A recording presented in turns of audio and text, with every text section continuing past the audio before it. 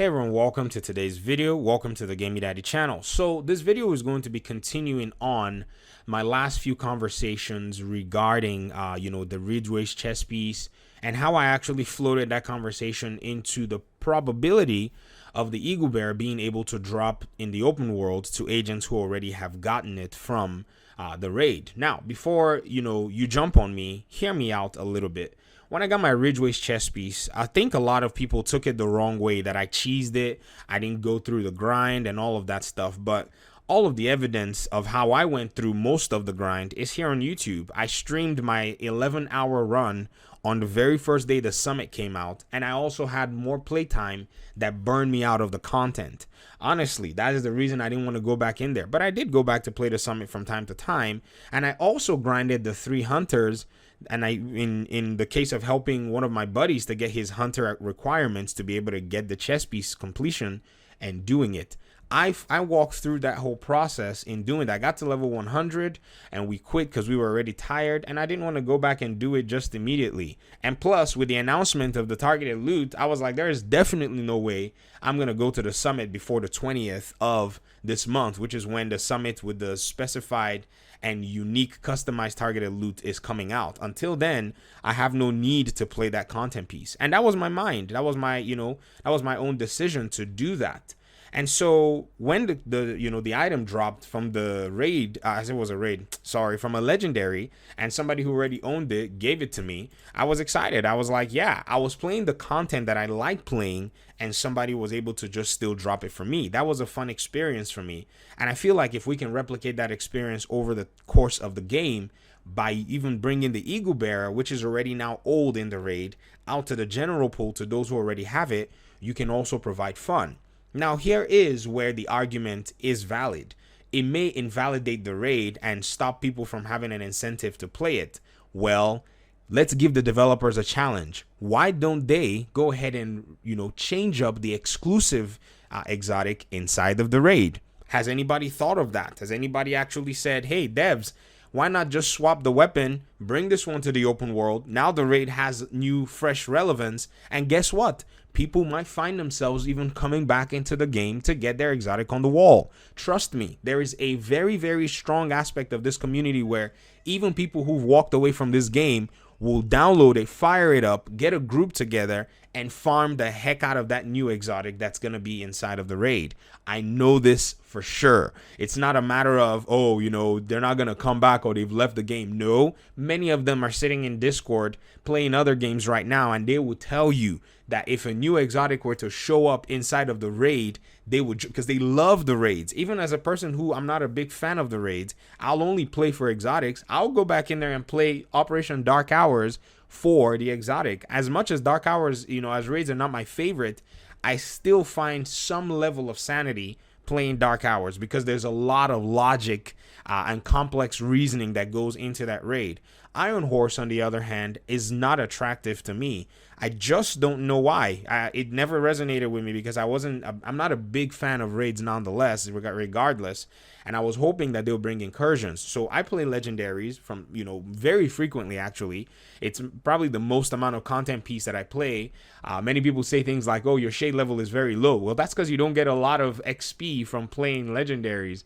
You get about 2 to 3 shade levels in a legendary mission, which would take you with a random group. It can take you anywhere from 45 minutes to an hour. If I ran around the open world and I did the challenging, resource convoys, I can triple that amount of XP gains and, shade level gains. But I'm not doing that because I'm not farming shade levels. I mean, there are people who have a lot of shade levels who don't even know how to play this game. And then there are some that have, that are seasoned and, their shade level is not as high as those who just farmed XP. But that's exactly where we are as a community.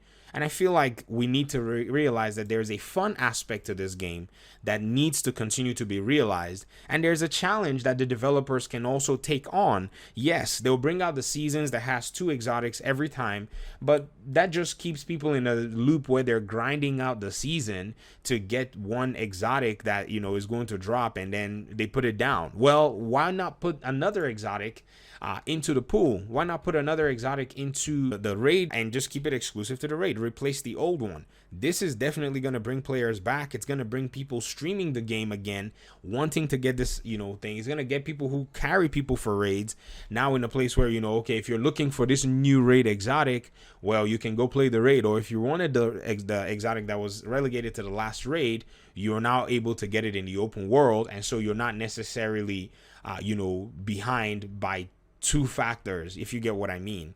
But knowing this development team, I think their biggest temptation will be to add another exotic and still lock the Eagle Parrot in there.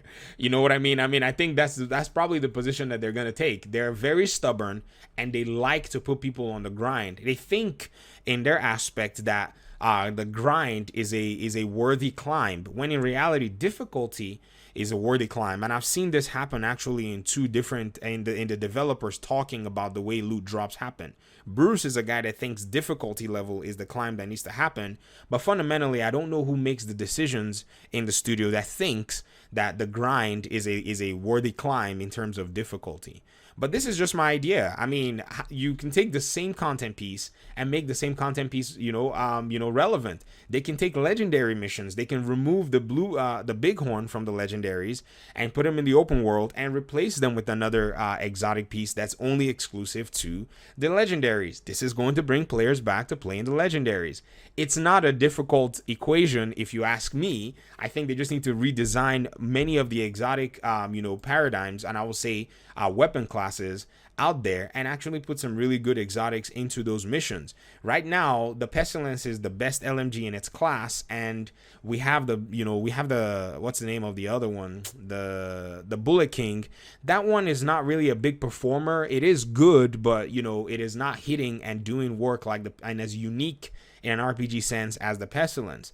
And so the community will tell you, we need another traditional assault rifle exotic. We need another traditional rifle, exotic that actually makes sense. If you look at the Merciless, and if you look at what's the name of the other one that was dropping at Kinley College, those two, the Merciless is not necessarily as, relevant as it once was. It used to be a very strong weapon in its own case, but no longer. If you look at the Diamondback is limited.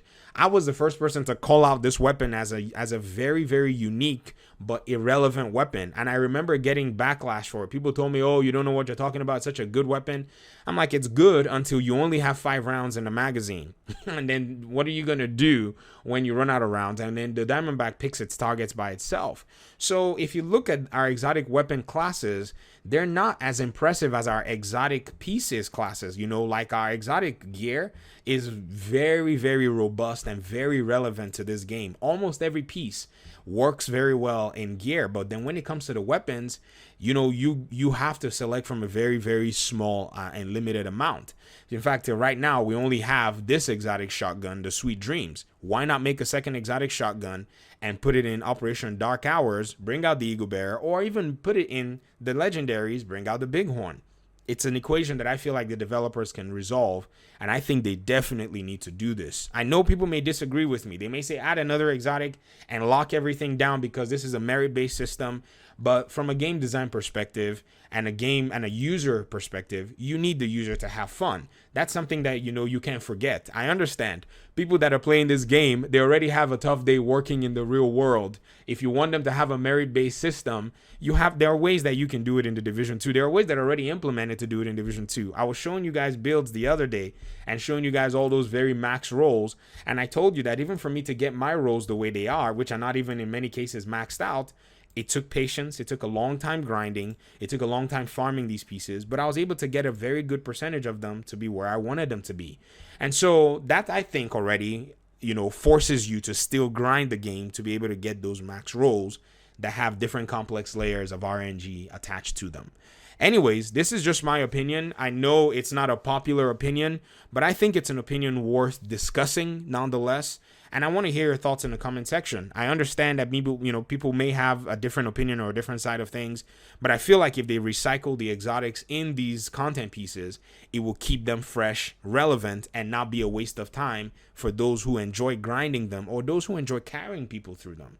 So that's it for me. Thank you so much for your time and audience. I'll leave you guys be. Peace.